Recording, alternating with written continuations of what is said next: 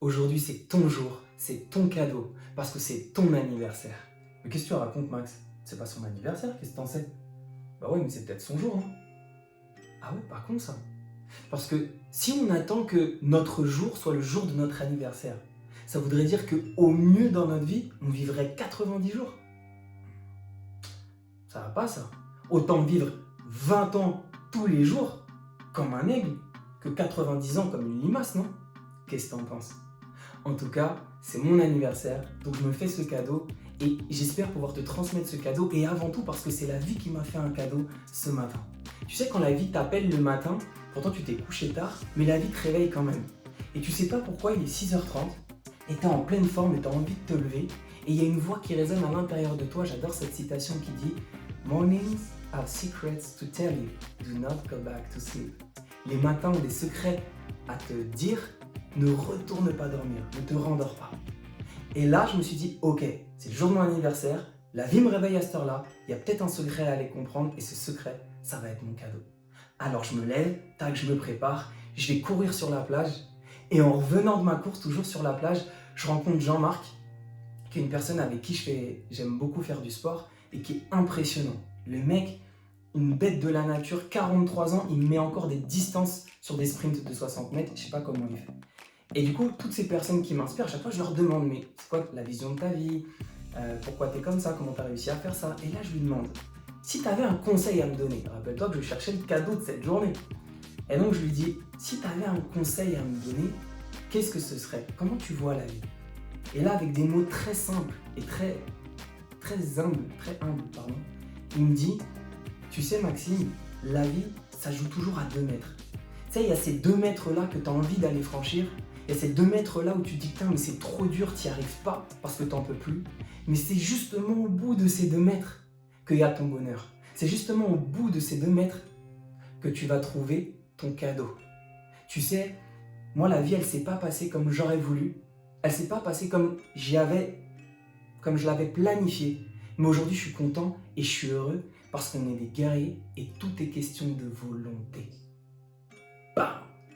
Et là, je me disais dans ma tête, non mais en fait, je t'ai demandé un conseil, je t'ai pas demandé une conférence qui va me faire chialer.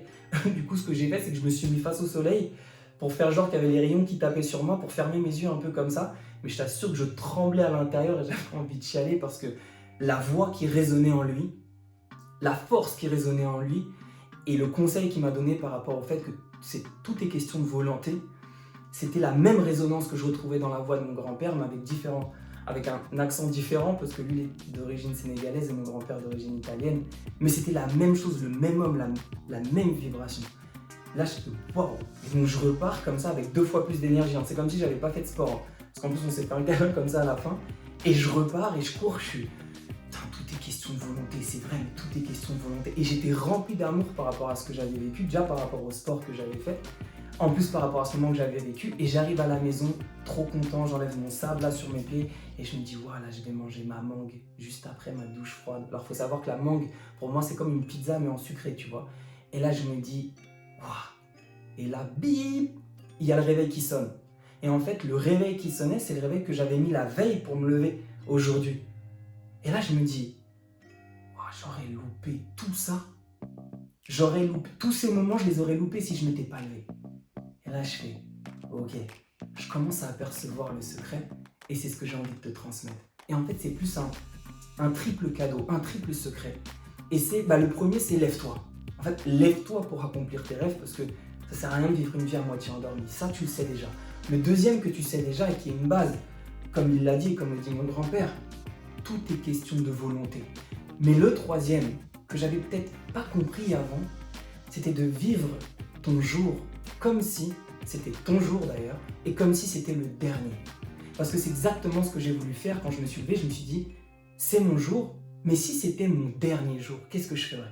Et là je me suis dit, bah là d'abord je m'étirerais, j'irais sur la plage, ensuite j'irais manger une mangue, ensuite je ferais ça, ensuite je verrai un élève, ensuite je vais créer mon email que je fais tous les jours, ensuite je vais faire une vidéo que je suis en train de te faire là, et ensuite après je vais passer des moments de ouf avec les personnes que j'aime ce soir pour rigoler. Et en fait, j'ai vécu ce jour et je suis en train de vivre ce jour-là pendant que je te parle comme si c'était le dernier et c'est ça qui met l'intensité de tes journées. Dès que tu te dis ouais, peut-être que je serai en vie demain, qu'est-ce que tu fais? pas grand-chose. Ça ressemble plutôt à rien. Mais dès que tu te dis, putain, mais et si c'était mon dernier jour? Là, tout d'un coup, tu as des idées. Là, tout d'un coup, tu es inspiré. Là, tout d'un coup, tu es reconnecté à ton être, à ton essence. Et tu sais, la plus belle chose dans tout ça que je me suis dit, c'est que je me suis dit, putain, mais c'est ouf. Parce que c'est fou. Là, je me lâche, c'est mon anniversaire, j'emploie du verlan dans la vidéo, c'est pas grave. Et là, je me dis, c'est fou quand même parce que, en fait, c'est toi qui décides si c'est ton jour ou pas.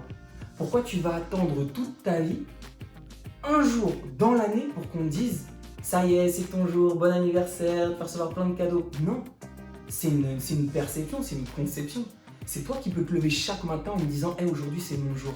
Oui, tu as une date de naissance, mais à toi de définir la date de ta renaissance. Et ça peut être maintenant en regardant cette vidéo, et ça peut être même chaque jour que Dieu fait, à chaque fois que tu te lèves et te dire, voilà, aujourd'hui je renais, et c'est peut-être mon dernier jour, et je vais le prendre comme ça dans mes bras ce jour. Donc voilà, c'est vraiment le message que je voulais te passer aujourd'hui, c'est ce qui me touche, et c'est ce que j'avais envie de te transmettre. Et au-delà de ça, la question que tu peux te poser maintenant pour savoir quelle est la date de ta renaissance, si aujourd'hui c'est peut-être le jour de ta renaissance, c'est qu'est-ce que je vais faire maintenant? Qu'est-ce que je vais commencer à partir de maintenant pour mourir satisfait?